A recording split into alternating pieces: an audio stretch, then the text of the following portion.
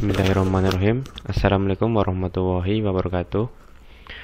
Eh, Selamat berjumpa lagi dengan saya. Untuk materi sudah saya siapkan di LMS, tinggal didownload dulu aja.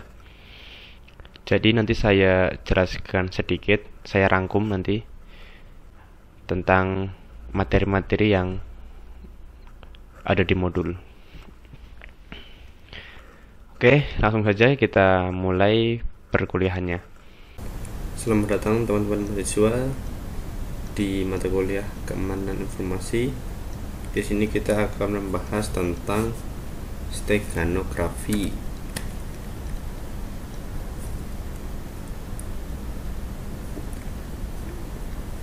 Cara kerja steganografi itu, yang pertama, di sini kita ada plain text dengan tulisan keamanan informasi, dienkripsi dulu menjadi ciphertext.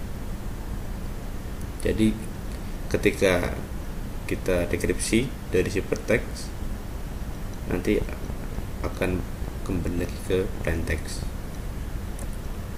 Kemudian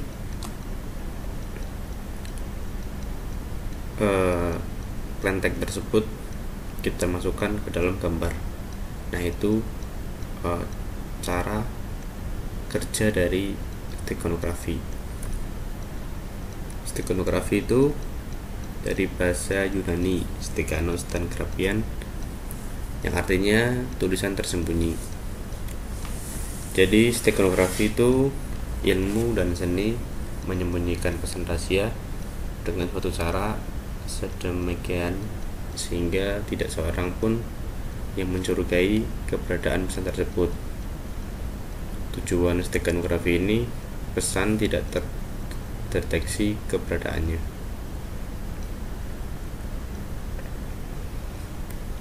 Nah, ini perbedaan kriptografi dan steganografi. Kriptografi itu menyembunyikan isi atau pesan dengan tujuan agar pesan tidak dapat dibaca oleh pihak lawan. Kemudian steganografi itu untuk menyembunyikan keberadaan pesan. Nah, tujuannya itu untuk menghindari kecurigaan dari pihak lawan. Untuk sejarah steganografi, usia steganografi itu setua usia kriptografi karena keduanya berjalan bersamaan.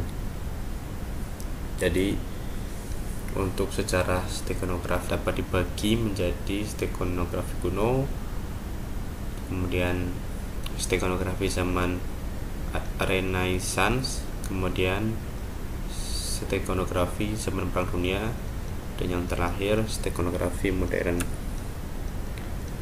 Steganografi digital yaitu penyembunyian pesan digital di dalam dokumen digital lainnya. Nah, carrier file ini dokumen digital yang digunakan sebagai media untuk menyembunyikan pesan.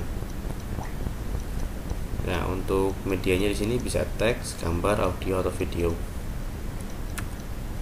Nah, ini contohnya dari pesan tersembunyi disisipkan ke gambar, ke carrier file ini, sehingga dihasilkan carrier file dengan pesan tersembunyi. Sedangkan di sini gambar yang sudah di-CCP seperti tidak ada perbedaan dengan gambar yang asli. Terminologi steganografi, ada hidden text yaitu pesan yang disembunyikan. Kemudian di sini bisa berupa teks, gambar, audio, dan video. Kemudian ada cover text yaitu pesan yang digunakan untuk menyembunyikan hidden textnya, bisa berupa teks, gambar, audio, video juga. Kemudian ada stego text yaitu pesan yang sudah berisi pesan yang disembunyikan, dan stego key yaitu kunci yang digunakan untuk menyisipkan pesan dan mengekstraksi pesan dari stereotext. Kriteria stereografi yang bagus itu yang pertama imperceptible, yaitu keberadaan pesan rahasia tidak dapat dipersepsi secara visual atau secara audio. Ini untuk stereo audio ya. Kemudian fidelity, kualitas cover object tidak jauh berubah. Jadi contoh tadi gambar nih tadi ya. Jadi ketika sudah di CCP gambarnya itu tidak jauh berubah dari gambar yang aslinya. Kemudian yang ketiga recovery, pesan yang disembunyikan harus dapat diekstraksi kembali. Dan yang terakhir ada capacity, ukuran pesan yang disembunyikan sedapat mungkin besar.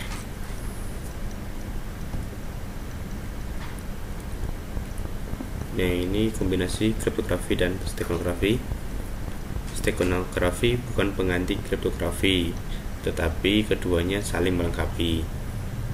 Kemudian keamanan pesan rahasia dapat ditingkatkan dengan menggabungkan kriptografi dan stereografi. Seperti yang tadi kita bahas untuk cara-cara ya tadi ya. Yang pertama tadi.